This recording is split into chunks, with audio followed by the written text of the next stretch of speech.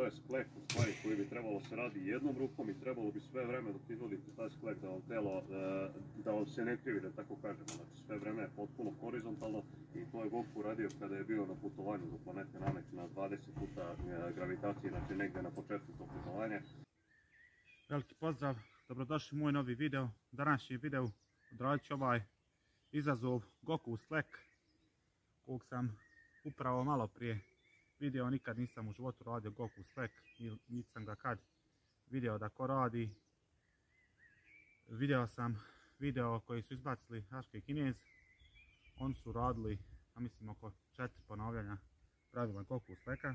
Cilj je da ne idemo onaj klasični jednoručni ovakav, znači da ne radimo ove, nego da pravo budu leđa, ramena i da su noge, znači, skupljenije. Ja ću probati jedan skroz ili dva da budem skroz dole i onda ću uraditi. Treba bi da uradim bar 6-7 ponavljanja. Ipak radi dosta trbušni mišići, donji dio leđa.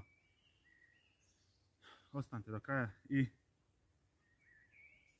u komentarima napišite koliko mislite da mogu odraditi.